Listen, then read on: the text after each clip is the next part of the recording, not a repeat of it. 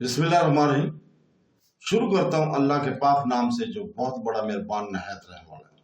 दोस्तों, बहनों, भाइयों, बुजुर्गों, तारीख इस्लाम की 211 नंबर किस्त में हम आपको खुशामदीद कहते हैं और इसमें हम बयान कर रहे हैं हिजाज और यमन में बदनमी। हिजाज और यमन में बदनमी, जैसा कि हम बयान कर चुके हैं इससे पहले वाली किस्त में कि अबुल सरिया ने आले अबी तालब ही को सूबों और वलायतियों की हुकूमत पर मुकर्रर किया था। हर जगह हुकूमत अब्बासिया के खिलाफ अलवी ही मसरूफ अमल थे। ये अबुल सरिया की दानाई ही थी कि इसने अलवियों को सूबों और वलायतियों को हुकूमत देकर बज़ाहिर अपनी हुकूमत को अलवी हुकूमत बना दिया था। अबुल सरिया का खात्मा हो गया, लेकिन अक्सर अलवी जो सूबों पर काबिज और मुतरफ हो चुके थे, उन्होंने हिम्मत नहीं आ रही और अपने खिलाफत कायम करने की जिद्दोजहद में बराबर मसरूफ रहे। कत्ल अमीन के बाद अलवियों को नहायत ही जरी मौका हाथ आ गया था, क्योंकि खुद मामून पर जो लोगों ने कब्जा कर लिया था, यानी फजल और हसन अबनान सहेल के भी ईरानी और नस्ल होने के सबब आले अब्बास से बेहतर समझे थे और इनका मैलान खातर अलवियों की तरफ ज्यादा था। मामून ने खुद जाफर बरमकी से तरबियत पाई थी, इसलिए इसके दिल में भी सादात के इज्जत और तौकीर बहुत ज्यादा थी और इसके वज़ीर आज़म को बेहतरीन मौका हासिल था कि अमीन के कत्ल से फारग होने के बाद सुल्तानत का रुख अलवी की जानब फेर दे।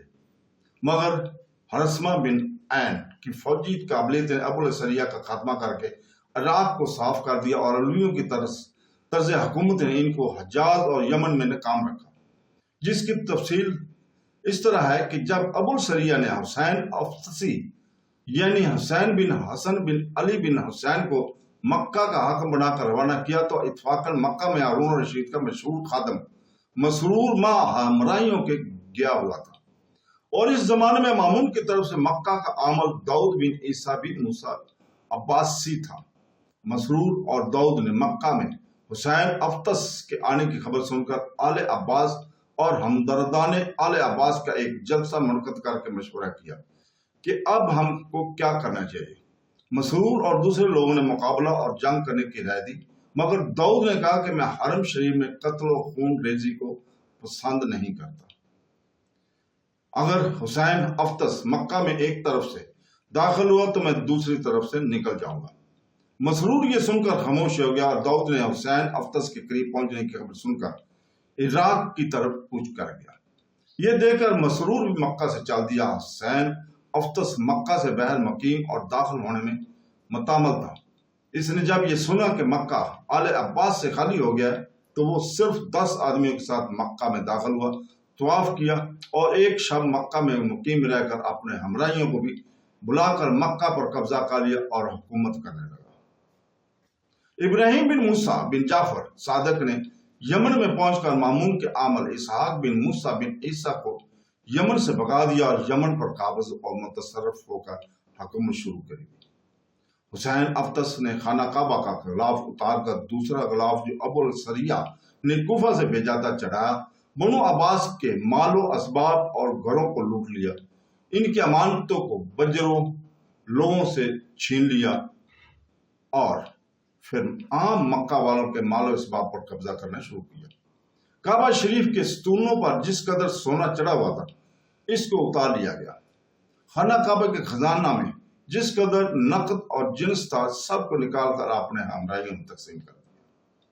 हुसैन अफ्तस की हमराइयों ने हरम शरीफ की जालियों को तोड़ डाला। इधर इब्राहिम ने यमन में पहुंचकर कत्ल और गारत का बाजार गर्म कर दिया और बेगुनाह को बकसीरत कत्ल करने की वजह से कसाब का खिताब पाया।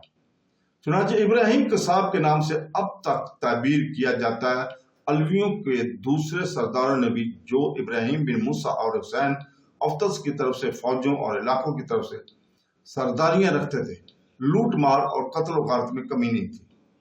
ज़ैद बिन मूसा का हाल हम पहले बयान कर चुके हैं कि बसरा में जुल्म और सितम का बाजार गर्म करके ज़ैदुल अन्नार का खिताब आया था। गर्ज अलवियों ने अबुल सरिया की तरफ से हुकूमतें पाकर अपनी चंद रोजा हुक्मरानी और उदम में और गालबन इनका जालमाना और सवाकाना तर्ज अमल ही इनकी नाकामी और नामरादी का बहस बना।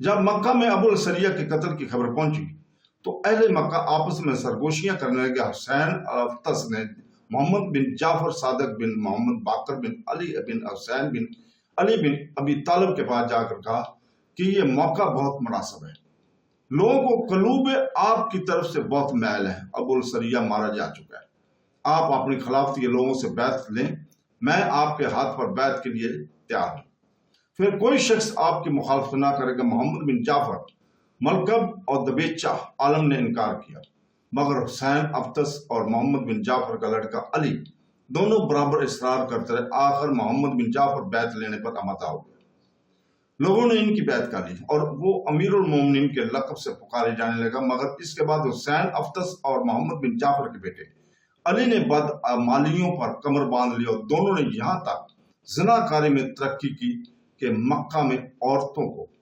اپنی عصمت کو بچانا دشوار ہو گیا۔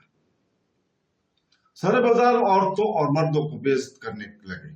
اوباش لوگوں کی ایک جماعت ان کے ساتھ ہوگی اور یہ رات دن ان افعال میں مصروف رہنے لگے۔